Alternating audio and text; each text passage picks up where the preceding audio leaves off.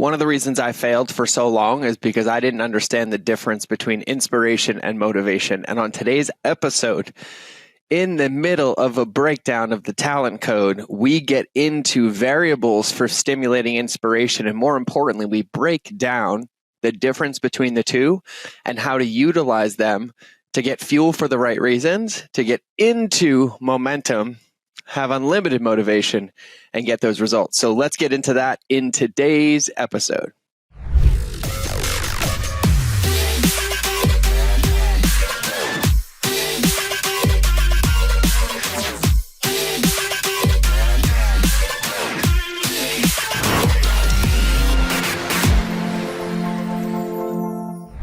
All right, everybody, welcome back to another episode of the Mind of George Show. I am stoked. I am recording this episode and getting on an airplane on a trip, and that won't make sense like 5 years from now if somebody's still listening to this, and I hope that they are, because this is going to still be valuable and relevant, and I hope I'm still doing what I'm talking about in today's episode every single day, as I should be, as I will be, actually, as I will be, for sure. But I'm excited because this episode from this chapter of the book, which is chapter 5 of the Talent Code. And by the way, if you haven't listened to any of the first 4, I'd recommend going through this one and then going back through them all.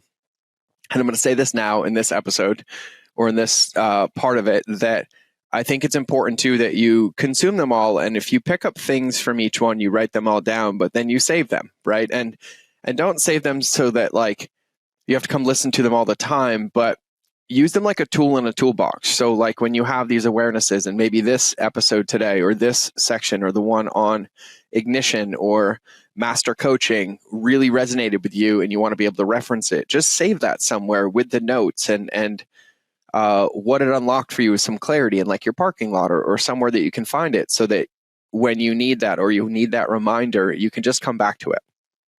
So on today's episode, we're going to talk about how to basically the variables for creating or stimulating inspiration, the difference between inspiration and motivation, and then some ways to kind of get into it. So first, we know like motivation and inspiration are catchphrases to lure you in. And if you don't believe me, Google motivation versus inspiration, and you will find the most conflicting sides over and over and misused terms and everything. But let me motivate you with this short video. Let me inspire you with these 10 questions, but it doesn't have to always be externally. And so I was doing a ton of research after we did this. Ashley put all these notes together from the book, and I spent probably like 30 minutes this morning, like reading all these different articles as I was going to summarize them. And then I found this incredible article on Well and Good, and the author's name is Natalie Arroyo Camacho. It's from January 26, 2022. We'll put the link in the show notes. But I can't articulate it better than this, and it makes so much sense, so I'm just going to read this. Motivation and inspiration are terms that are often used interchangeably and incorrectly so. For instance, consider how often you're interacted with inspirational content that actually moved you to do something about it. Probably not often, right? This isn't to suggest that you should stop looking for inspiration altogether. Rather, it's a call to learn what separates motivation and inspiration, and most crucially, understand how embracing one and eschewing the other can help you take meaningful action in your life and protect you from negativity. And that's the part that I love about all of this. So identifying the key difference between them was a main point of a conversation this author had on a podcast, which is linked here in the episode. It's a 20-minute podcast, it looks like. I did not listen to it, but that will be linked in this article in the show notes for you. So please, if this resonates, the motivation versus inspiration, go check it out. This is the part that I love. Again, feeling inspired and feeling motivated are two separate entities. Usually, feeling motivated rather than inspired is preferable for yielding results, because motivation can get you to do something while inspiration might not. According to Trespicio, which is the author that was on the podcast, motivation is intrinsic, and you get motivated by actually doing something that you told yourself you'd like to do. That is the most important part. For me, I fell into the trap for years, and thank God the Marine Corps really helped me understand this. But motivation for me, and how I understand it now and how I explain it, is a byproduct of when you do something that you committed to do, when you don't want to do it, the feeling that you get is motivation.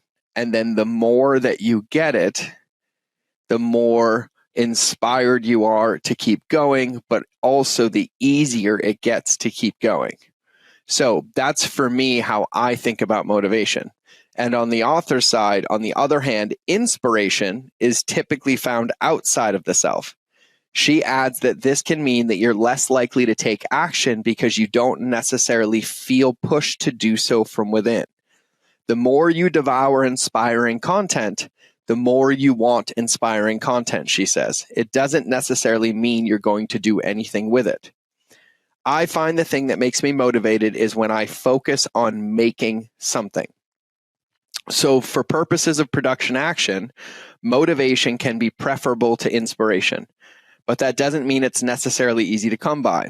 I find the thing that makes me motivated is when I focus on making something. It's easier said than done, of course, because sometimes people are just too tired to do something else after a full day of work, parenting, entrepreneurship, and other responsibilities. Regardless of how tricky it may be to see out action as a result of motivation, the value in simply embracing the difference between motivation and inspiration is clear. When you're inspired by others, it becomes all too easy to compare yourself to them, which may lend itself to you feeling like you're not doing enough.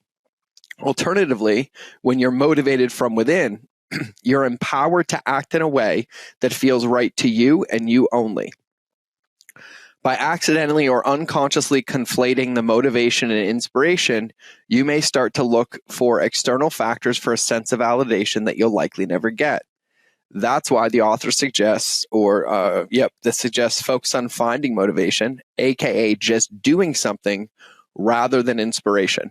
There's power in not relying on others to inspire you, but rather to look for motivation within. And I couldn't have said it any better myself. And then I found a few quotes that landed for me around it that I'm going to keep as reminders. Motivation refers to a process of stimulating someone to act in a definitive way to achieve a goal. Inspiration is defined as an act of influencing people mentally and emotionally to think or do something creative. But this one is one that I wrote out for me. Motivation is something you feel after you stick to your commitments you made to start moving towards whatever inspired you. And so now that we kind of have covered the difference between motivation and inspiration, what does it mean for you specifically? And I'm going to answer this through the lens of what it means for me and what I've heard other people say in reference to this. And we actually recorded 2 podcasts and talked about this yesterday. So, number one, it creates accountability within yourself. And for me, I know at the end of the day that everything that I want in my life and in my business is going to have to be a brick that I lay or a brick that I ask somebody else to lay, but it's going to have to come from me. And most of the struggles that I face currently or have faced in the past, a lot less now, comes from not holding myself accountable. But with motivation and with clear measures, like the wedge of expectations and why I'm so bullish on it, it creates accountability in myself, even if my feelings are overwhelming me, making me want to not do it or procrastinate. But when you start to think about like high performers in general, I don't know anybody who always wants to go to the gym or always wants to go to the office or always wants to go to the podcast or always wants to do the coaching call or always wants to give the keynote. And to think that that exists is mind-blowing because it's not true. And all of us should be honest about it. Like there are plenty of days where I don't want to go to the airport. I don't want to come into the office. I don't want to record the podcast. And it's not that I don't want to. I love this podcast, but there's things that are in my brain and in my body. And then I process them and I'm like, no, I committed to this. And it's in the consistency and then being aware of like, okay, got it. I committed to this. Don't feel great right now. And that integrity in it then turns it into motivation. You're like, oh man, because you get rewarded. And I'm like, wow, that was a good show. I did it anyways. I didn't feel like it. So the next time it comes up, I'm like, holy moly, I've been through this before. And so it creates this accountability, but it also kind of is a byproduct creates momentum and that fuel source that you're looking for. And so you get to hold yourself accountable to following through the goals that you set out to accomplish. And this is the most important part. It also shows you that if you get 60 days down the road and you didn't accomplish the goal, you can't tell me you didn't win, because I can look at paper and show you progress, and you can too. And that's where the book, The Gap and the Gain comes in, right? So why is another reason? Because the more you're committed to doing things that when you were inspired to do in that moment where you said you wanted it, the more you commit to those things and the more you consistently chunk them down, the more you're going to find your true passion and purpose. Because the more experience you're going to have, and you're going to have actual factual evidence of whether you like it or not.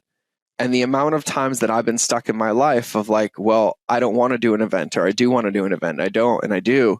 And the craziest part is this went on for 4 years until Lindsay literally put her foot down and she's like, do it. And I realized in doing it that all the answers I were looking for were just in doing it. It didn't mean I had to do 20 of them. I just had to do one. And once I did one, I was like, oh my God, I got it. It makes sense. But it helped me then change them and evolve them into things that literally I look forward to. Like, I am so excited about every event we do because they have just evolved. But the more committed we are and the more consistent we do them, the more we realize how much more we can bring them into alignment. And so for people that are struggling to nail down like what they want to do or what they're passionate about, like, I'm 39 years old and I'm like, feel like I'm just starting to learn what I want to do for the rest of my life, and I still find new stuff. But the easiest way is to try new things, which we've talked about in previous episodes of this book. You have to try new things. You have to be creative. You have to experiment. You have to put it out there. And so when you have the motivation, when you get inspired, and then you build the routines and the structures to get motivated, you continue to make progress even when you might have forgotten what that inspiration was, or that creativity, or that toe tapping, which then allows you to get into your action and get back into it. And so then, the third reason that we wrote down, and this one is a big one, it really, really instills this level of confidence to not think that challenges and roadblocks are going to be removed from your life. It's just, you're not even going to realize them anymore. It's like your suspension just keeps getting upgraded. The speed bumps never change the size. Your car just goes faster and they get smoother and smoother. And then when a new one comes, holy moly, you get bumped again, and you stretch and you make a commitment, you change something, and then it gets smoother and smoother. But I think what's really, really important, and a lot of people on our show and a lot of people I've interviewed and talked to, and everybody in general will echo this. The stress, the resistance, let's call it, the ad accounts being shut down, the cash flow of the employee challenges, like, no matter what, that never goes away. It always is there. And the bigger your company gets, the bigger you scale, the more things the more moving parts in your life, the more that increases, and your relationship with it is what changes. And so your consistency in these things, when you're committed and you're using that motivation by doing the behaviors irregardless of how you feel, that consistency is going to literally keep you working through those things and make them easier and easier and easier. And if you're listening to this or watching this, you can also think back to things now that are so easy or so second nature that when you were faced with them 3 years ago, 4 years ago, you're like, I'll never be able to do this, whether it's podcasting or something in entrepreneurship or marketing or recording videos. Like, you have so much evidence that when you actually were inspired to change it and then used that to chunk it down and make commitments, and then use that for motivation to keep going, you've done this before. And those are the big reasons. And so the how, there's a lot of ways to get into the how, but we're going to break this down into like, what are the variables that can, or some of them that can stimulate inspiration and fuel motivation. Okay. So one of the things that they talk about is primal cues. So how they define primal cues is they are triggers and motivations that have risen with evolution because those who didn't possess them or develop them in an appropriate amount of time did not survive. These factors are ones that can produce learning and purposeful practice more naturally. So 3 examples to riff on that they talk about of what these primal cues are. Number 1 is stardom, number 2 is environmental, and number 3 is survival, right? So stardom. What is this primal cue? Stardom is like the desire to create something that's never been created, to be the leader, to lead the pack, to create a revolution. For me to like go against most marketing and be like, I want to put relationships back into it. I want to put care back into it, right? Like I was like desiring to change the way that it was done. So that's like stardom, right? That's a stardom example. Then there's environmental, right? And this is how you can be cued by your environment into inspiration and motivation, right? So with stardom, it's like the way that I wanted to do it literally inspired me. And then I was like, well, how? And then you have to start biting it down piece by piece. And then the longer you do it, the more motivated you get, because for the first couple of years of using relationship speed algorithms, like people told me I was crazy and I doubted it. And I'd say up until about a year ago, I really, really doubted it until other people started coming up to me that I'd never met or hadn't met at events, and they told me how much it meant to them. And then I was like, okay, let's go, right? But that's one of the ones for stardom for me. And then environmental is how your environment can create that inspiration, which would then lead to the motivation, right? And that can be your office. And this is where I'm so bullish on environmental design. This could be the people you're spending time with. This could be your life and something that's happening in it that you don't like anymore and you want to change it, right? So environmental are cues there, right? And then there's survival, right? And this one is like base Maslow hierarchy of needs, like food, water, shelter, right? And, you know, we've been in situations where all of us probably thinking about this, I could think of hundreds of survival situations where my back was against the wall and my emotions were completely overrun, but that cue was so strong. And I was like, oh my God, it doesn't matter how I feel. It's go time. Right. And so those are some of the ways that they talk about cues that you can use for inspiration and motivation. But this is what I'm going to say. You also need to be very aware of where your cues are coming from. Right. So if your cues are coming, let's say you're having a stardom cue and you're like, God, I want to do that. I want to do that. But it's because it's from comparison to somebody else. Well, that's not going to work. And that is not going to be sustainable. You're not going to get inspired and motivated by that, right? And in environmental, if you're consuming or surrounding yourself with people that don't do business like you do, and you don't like how they do it, but you still stick around, and then you can't figure out why you can't really break away or do it differently. Like, you have to recognize the influence that those things have around you. And so there's a lot of ways you can start to do this, but then Ashley found this incredible way for motivation to kind of break it down, which I think is kind of cool. So for motivation, they talk about how there's 4 different variables, right? So physiologic needs, security needs, social needs, and achievement needs that were discovered. And so what they did is they studied 40 farmers to grow coconuts, right? Small study, but I really do appreciate how they break this down. So these are the 4 variables and the indicators that fueled them. So the variable is the physiologic, the security, the social, the achievement. And then the indicators, what they had is that they had like fulfill family food needs, clothes needs, residence, right? Security was saving and investation, social. And so when you think about this, when you look at this,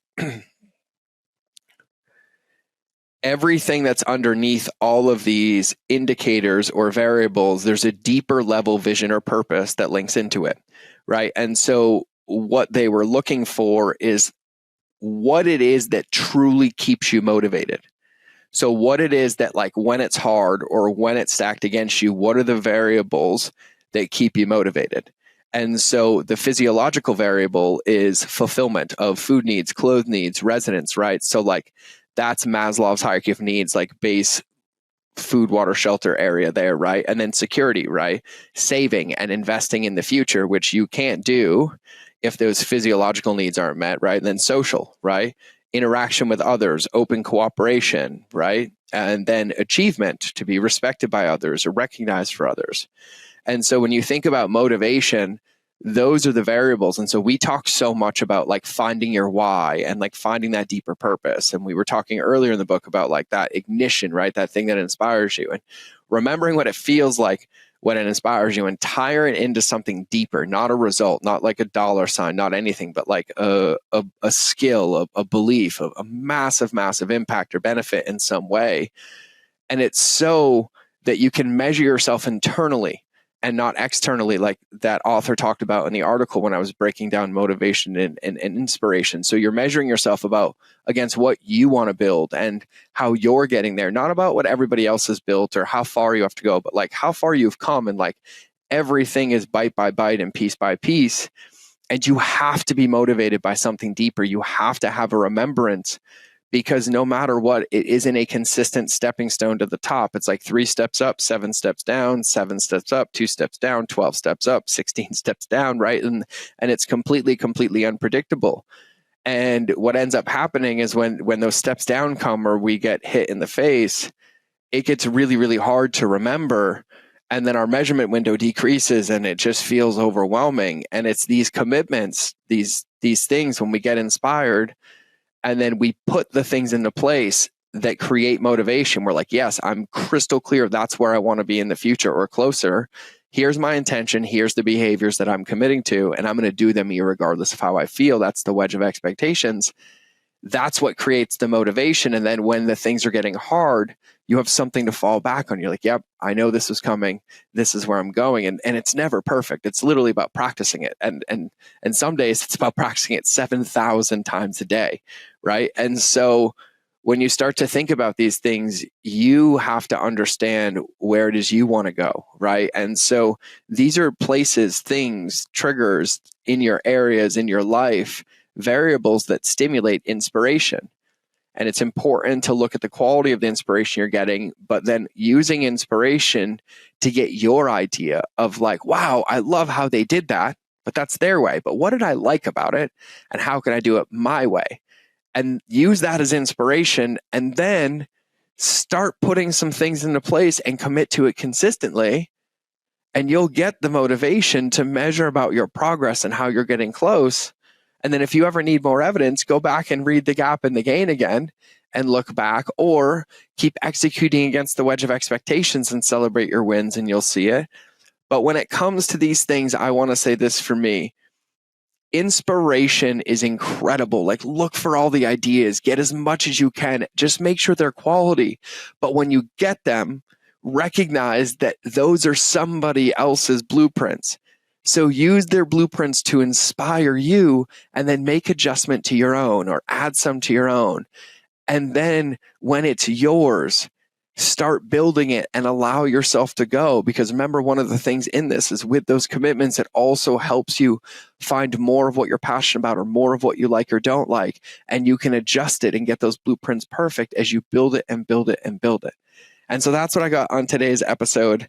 I know that this one was probably a lot to chew on, but what I think is so powerful is it's really just to spark a crack in the door about how we think about things and how we can take this and look at how we're currently living our lives and habit stack it and make one small tweak at a time and one small change at a time, and then get back to it and get back to it. And so I'm really excited to keep going in this series. I actually love doing this. These are reminders of books I've read, and I'm actually putting all of these into practice for me right now as well. So I'm about to pack up and head on an airplane to get a trip in. And so I appreciate you guys. I love you to absolute pieces.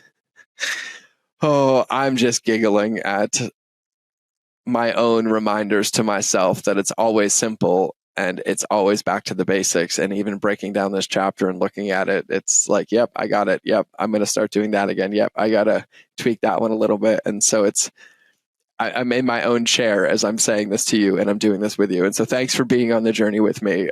Thanks for making it so fun. I appreciate you to pieces. This is how we're going to wrap the show. I will see you in the next episode. You'll hear me in your earballs. But either way, have a beautiful day. We out.